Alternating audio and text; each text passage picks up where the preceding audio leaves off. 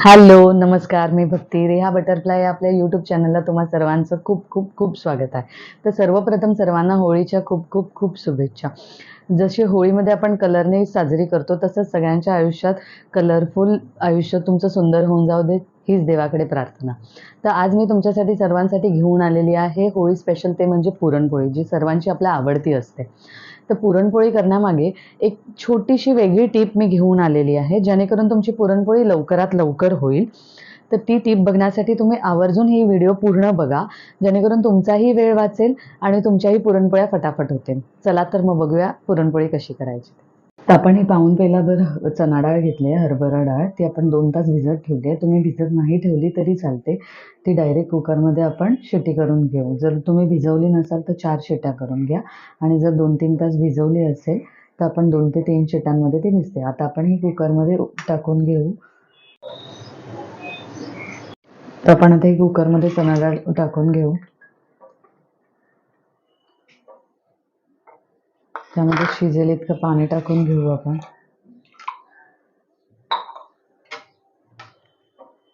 थोडं तेल टाकते. थोडीशी चिमूटभर हळद टाका तुम्ही.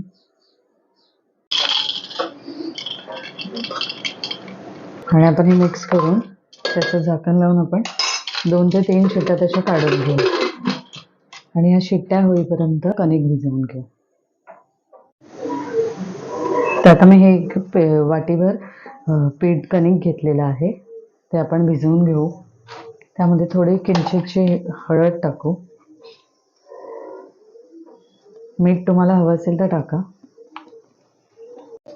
तर आपण आता पीठ मळून घेऊया. हे मी हळद टाकलेली आहे. पाणी टाकून मळून घेऊया. थोडं थोडं पाणी टाकून हे मळून घ्या. तुम्ही फक्त गव्हाच्या पिठाच्या ऐवजी दोन्ही मिक्स पीठही समप्रमाणात घेऊ शकता. म्हणजे मैदा अर्धा वाटी गव्हाचं पीठ, किंवा पूर्ण मैद्याच्या पिठाच्याही करू शकता.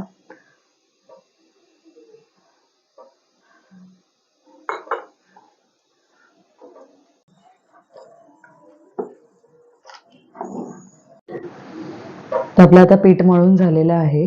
मी याला तेल लावून छानपैकी एकदम व्यवस्थित मळून घेते आणि त्याला रेस्ट करत ठेवूया. पीठ तुम्ही जसं छान मळाल मऊ लुसलुशीत, तशा तुमच्या पोळ्याही छान मऊ होतील, नरम. आणि पीठ मळून झाल्यानंतर आपण सारण करेपर्यंत हे पीठ रेस्ट करत ठेवू.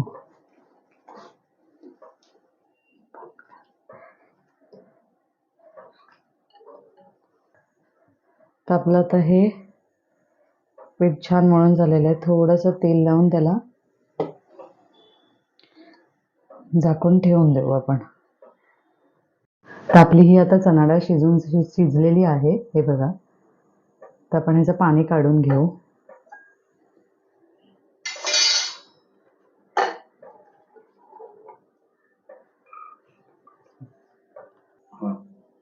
आता आपण हे थोडा वेळ थंड होऊ देऊ. आणि मी एक नवीन पद्धत ट्रिक घेऊन आले, जेणेकरून तुमचा जो नंतरचा वेळ आहे, म्हणजे सारण शिजवल्यानंतर ते बारीक करायचा, तो आपला हा प्रोसेस जो आहे नंतरचा प्रोसेस, तो भरपूर वाचतो ह्या पद्धतीने केलात तर. तर मी ते तुम्हाला दाखवते, पण सर्वप्रथम आपली ही डाळ थंड होऊ देऊ आपण. तर आता आपण हे मिक्सरमधनं बारीक करून घेऊ.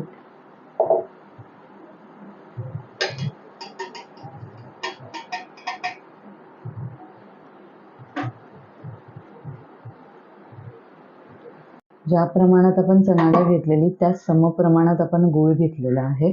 तर आपण गूळही ह्याच्यामध्ये टाकून घेऊ. पाऊण वाटी मी गूळ घेतलेला आहे. आणि हे मिक्सरला चांगली स्मूथ पेस्ट होईपर्यंत आपण हे मिक्सरला बारीक करून घेऊ. आणि हे जे चणा डाळीचं पाणी उरतं, या डाळींपासून तुम्ही जी आपण कटाची आमटी करतो ती ह्या डाळीपासून करतात. आणि थोडीशी अख्खी जी चणा डाळ असते ती त्याच्यामध्ये वापरून. तर आपलं हे मिक्सरमधनं पुरण वाटून झालेलं आहे. आपण हे काढून घेऊ एका भांड्यामध्ये.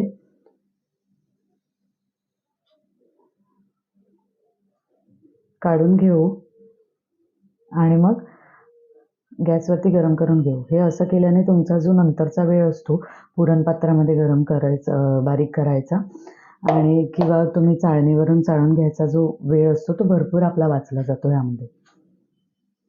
आपण आता गॅसवरती कढई गरम करून घेतलेली आहे. आपण त्यामध्ये हे पुरण टाकून घेऊ आणि हे घट्ट होईपर्यंत शिजवून घेऊ.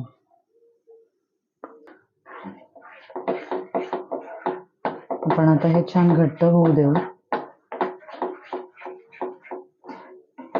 यामध्ये नंतर जेव्हा आपलं घट्ट होईल तेव्हा छानपैकी आपण वेलची पूड, जायफळ टाकून घेऊ आपण त्यामध्ये.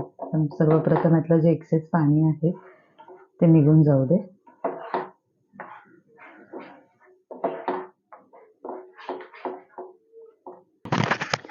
हे पुरण तुम्हाला बिलकुल आता ह्याच्यानंतर शिजल्यानंतर पुरण पात्रामधनं बारीक करून घ्यायची गरज नाही किंवा चाळणीवरतूनही बारीक करून घ्यायची गरज नाही लागत.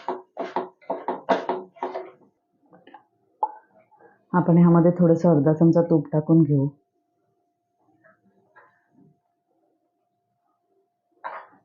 आपलं हे पुरण तयार झालेलं आहे. असा चमचा न हलता उभा राहिला की आपलं समजायचं आपलं हे पुरण तयार झालेलं आहे. आता थंड झालं की ह्याच्यामध्ये आपण वेलची पूड आणि जायफळ थोडीशी किसून घालून घेऊ. पहिलं थंड होऊ दे आणि मग पुरणपोळ्या करायला सुरुवात करू. आपलं आता हे सारण थंड झालंय. आपण ह्याच्यामध्ये वेलची पूड, पाव चमचा मी वेलची पूड घेतली आणि आपण थोडंसं जायफळ मध्ये किसून टाकू. जायफळ जास्त टाकू नका.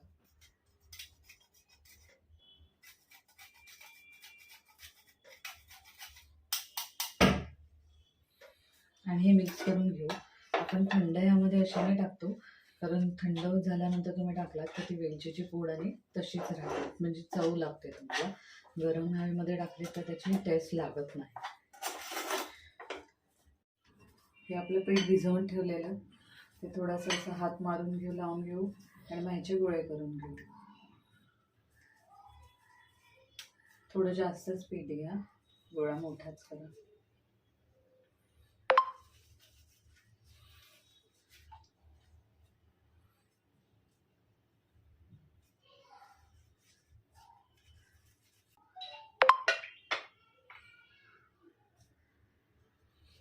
तयारी करून घेतलेले आहे त्याच प्रमाणात आपले ज्या प्रमाणात आपण हे घेतलेलं आहे पीठ, त्यामध्ये आपल्या 4 पुरणपोळ्या होतील. आता आपण तशाच प्रमाणात पुरणाचेही गोळे करून घेऊ. हे बघा, पुरण अजिबात तुम्हाला बारीक करावं लागत नाही, अजिबात काहीच त्याच्यामध्ये येत नाही. तर आपण आता हे पुरणाचे गोळे करून घेऊ.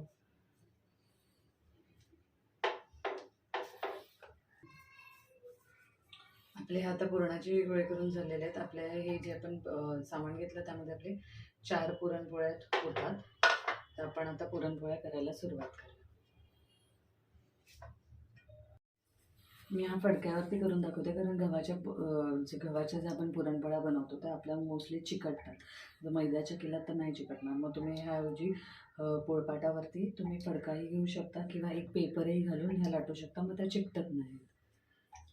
तर आपण हा गोळा घेतला आहे. थोडासा पावडरचा पिठाचा हात लावायचा आणि हा गोळाचा मोदकाच्या बारीला आपण कसा करतो तसा करून घ्यायचा आणि मग त्यामध्ये सारणाचा हा गोळा जो आहे तो भरून घेऊ आपण आणि हे दाबत दाबतच बंद करून घेऊ. जे जास्तचं पीठ आहे, एक्सेस पीठ, ते तुम्ही काढून टाकू शकता. आणि हा दाबून थोडंसं पहिला हातानेच दाबून घ्या. हा पिठामध्ये आपण घुळवून घेऊ. हा पहिला हाताने जसं प्रेस करून घ्या.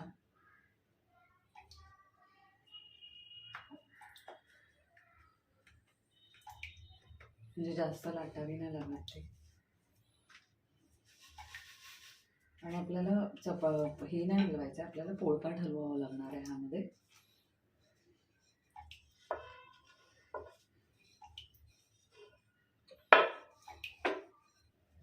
किंवा रुमाल हलवा तुम्ही.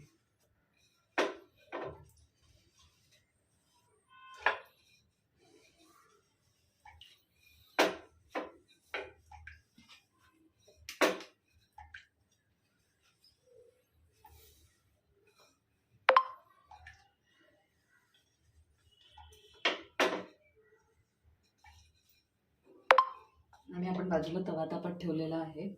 तोपर्यंत आपली पुरणपोळी होते, झालीच आहे. तुम्हाला जर डायरेक्ट येत असेल तर तुम्ही डायरेक्टही करू शकता, पण अशा पद्धतीत ते चिकटत नाही. तवा तापला आहे आपला. थोडंसं तूप लावून घेऊ तव्याला.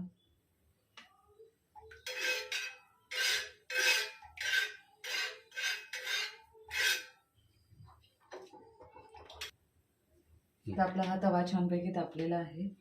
हे बघा, पुरणपोळी बिलकुल चिटकत नाही. आणि आपण हे टाकून घेऊ. एका साईडने छान थोडीशी 2 मिनटं परतवून शिजून मग आपण दुसऱ्या साईडने पलटून घेऊ.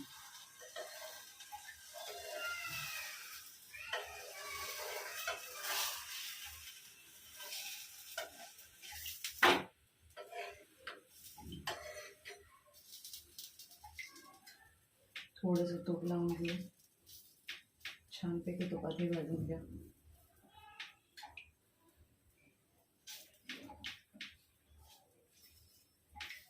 आता दुसऱ्या साईडने व्यवस्थित छान भाजू द्या, जिथे फुगेल आहे.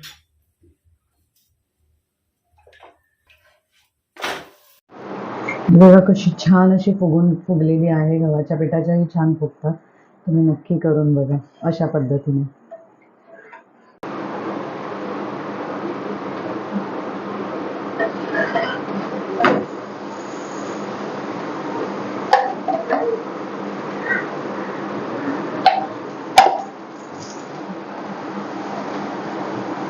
आपल्या आता पुरणपोळ्या करून तयार झालेल्या आहेत. तुम्हाला कशा वाटल्या हे नक्की सांगा. आता ह्याच्यावरतून आपण फक्त तूप सोडून घेऊ. ह्या तुम्ही दुधाबरोबरही खाऊ शकतात किंवा तुम्ही तुपाबरोबरही खाता.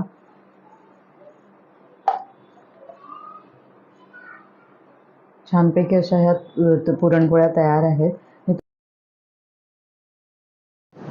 तर आपल्या पुरणपोळ्या करून तयार झालेल्या आहेत. तुम्हाला ह्या कशा वाटल्या आणि मी जी नवीन पद्धत सांगितलेली त्यामध्ये तुम्हाला ती कशी वाटली, तुम्ही एकदा नक्की करून बघा. तुम्हाला कशी वाटली हे मला नक्की कमेंटमध्ये लिहून सांगा. आवडल्यास लाईक करा, शेअर करा आणि सबस्क्राईब करा. जे आपल्या चॅनलला नवीन आहेत त्यांनी रेहा बटरफ्लाय आपल्या चॅनलला सबस्क्राईब करा आणि रेसिपी सर्वांपर्यंत शेअर करा. थँक्यू.